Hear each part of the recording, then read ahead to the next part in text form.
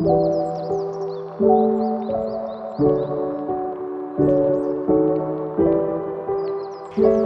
anggota dari kelompok kami, yaitu saya sendiri sebagai moderator yang bernama Alfiah Lulu Fuadiah, biasa dipanggil Lulu, dan Erni Mulyana, biasa dipanggil Erni, serta Rara Salsabila, biasa dipanggil Rara, dan Serdila, biasa dipanggil Lili. Pengertian interaksi sosial berasal dari kata interaksi, artinya tindakan yang terjadi secara dua orang atau lebih yang bereaksi akan timbal balik melalui kontak langsung maupun tidak langsung. Sosial yang berarti mencakup saling berkesinambungan atau bekerja sama seperti halnya manusia, merupakan makhluk sosial yang tidak bisa hidup sendiri dan akan membutuhkan orang lain. Secara sederhana, pengertian interaksi sosial adalah hubungan timbal balik antara individu maupun kelompok untuk menjalin hubungan pertemanan, diskusi, kerjasama yang diterapkan dalam kehidupan bermasyarakat. Adapun 4, pengertian sosial menurut 4 ahli, yaitu 1. Menurut Gilin, interaksi sosial dijelaskan oleh Gilin sebagai hubungan sosial yang dinamis antara individu dengan individu lain atau dengan kelompok atau hubungan antar kelompok. Hubungan ini tercipta karena pada dasarnya manusia tidak bisa hidup tanpa orang lain. 2. Menurut Bonner, interaksi sosial menurut Bonner adalah hubungan antara dua orang atau lebih yang aksinya dari individu dapat memengaruhi atau mengubah kehidupan individu lain. Yang ketiga, menurut Macionis, interaksi sosial adalah hubungan aksi dan reaksi seseorang dalam hubungannya dengan individu atau kelompok lain. Yang keempat, menurut Brom dan Selznick, interaksi sosial merupakan proses yang dilandasi oleh kesadaran adanya orang lain dan seseorang tersebut memerlukan respon terhadap tindakan orang lain. Ciri-ciri interaksi sosial menurut sosiologi Charles P. Lomis, yaitu 1. Jumlah pelaku lebih dari seorang bahkan lebih. 2. Adanya komunikasi di antara para pelaku dengan menggunakan simbol-simbol. 3. Adanya tujuan-tujuan tertentu terlepas dari sama atau tidak sama dengan yang diperkirakan oleh para pengamat. Jenis-jenis interaksi sosial yaitu A. Interaksi antara individu dengan individu.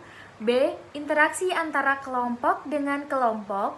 C. Interaksi antara individu dengan kelompok. Hai, saya Rara Salsabila. Saya di sini akan menjelaskan tentang syarat, faktor-faktor, serta bentuk-bentuk interaksi sosial. Syarat interaksi sosial. Ada 2 syarat yang akan terjadinya interaksi sosial, yaitu kontak sosial dan komunikasi sosial. Kontak sosial adalah hubungan satu orang atau lebih dengan saling mengerti dan paham dengan tujuan masing-masing.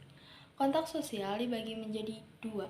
Kontak sosial primer, kontak yang terjadi secara langsung atau bertatap muka.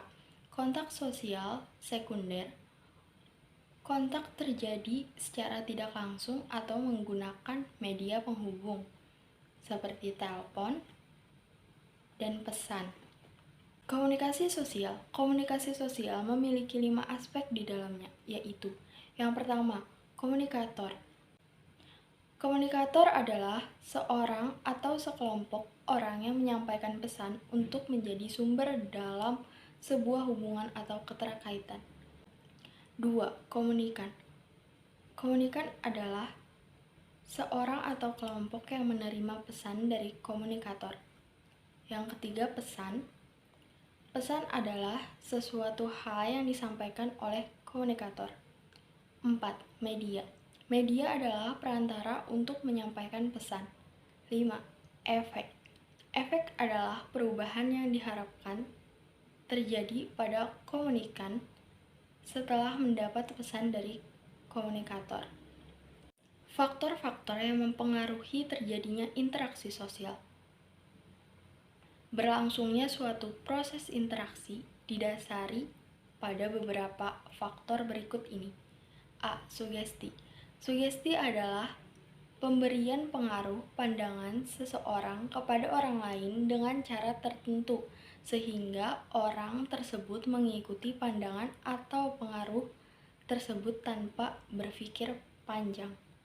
Contoh, sugesti adalah obat yang harganya mahal yang merupakan produk impor dianggap pastinya manjur menyembuhkan penyakit. Anggapan tersebut merupakan sugesti yang muncul akibat harga obat yang mahal dan embel-embel produk luar negeri. Imitasi adalah tindakan atau usaha untuk meniru tindakan orang lain sebagai tokoh idealnya.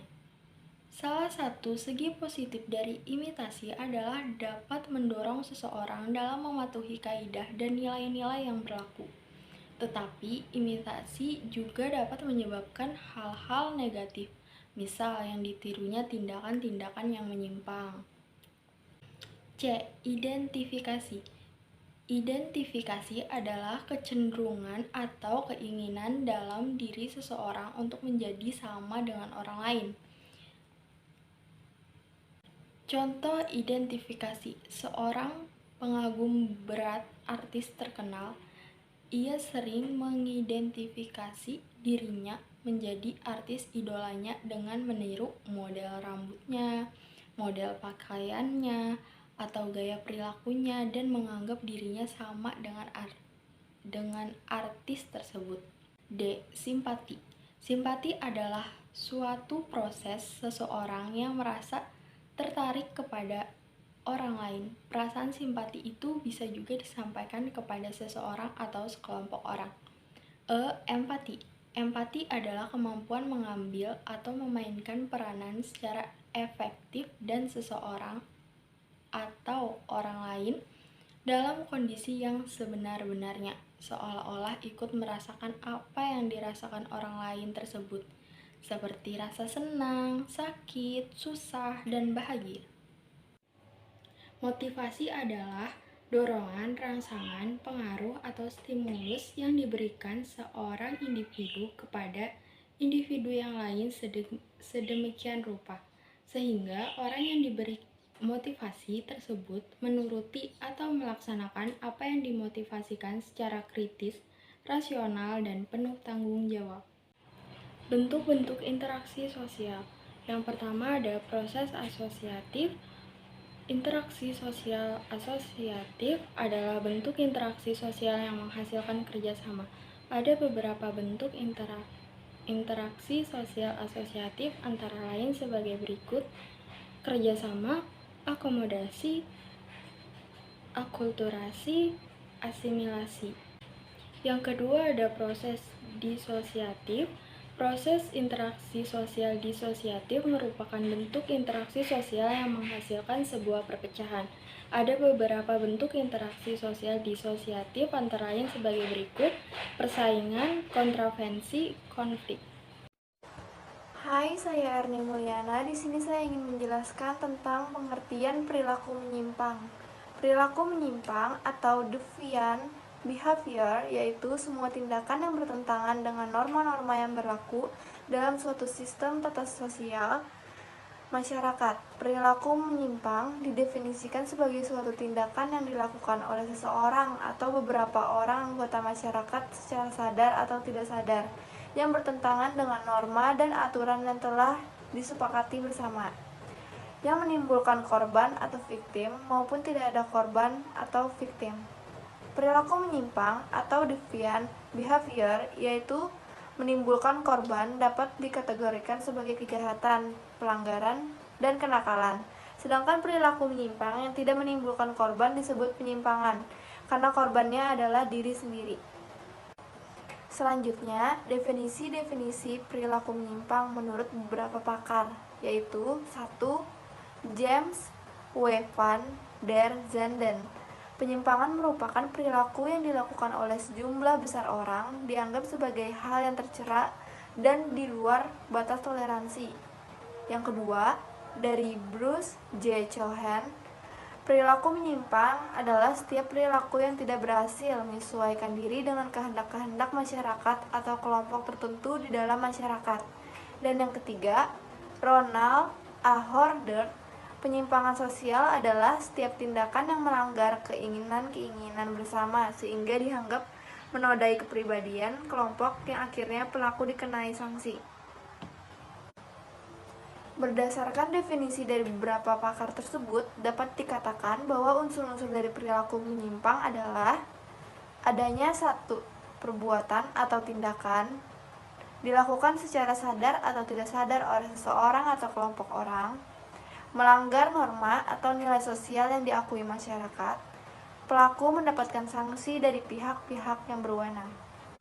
Adapun bentuk-bentuk perilaku menyimpang: 1. Penyalahgunaan narkoba dan obat-obatan terlarang. 2. Penyimpangan seksual. 3. Tawuran. 4. Berjudi. Dan 5. Bullying. Baik, di sini saya akan melanjutkan pemaparan materi dari teman saya, yaitu tentang penyebab perilaku menyimpang. Menurut Wilnes dalam bukunya Punishment and Reformation, sebab-sebab penyimpangan atau kejahatan dibagi menjadi dua, yaitu sebagai berikut. Yang pertama itu faktor subjektif. Nah, faktor subjektif adalah faktor yang berasal dari seseorang itu sendiri atau sifat pembawaan yang dibawa sejak lahir. Terus yang kedua itu faktor objektif. Nah, faktor objektif adalah faktor yang berasal dari luar atau lingkungan. Nah, di sini juga terdapat pencegahan penyimpangan sosial. Yang pertama itu keluarga. Keluarga merupakan awal proses sosialisasi dan pembentukan kepribadian seorang anak.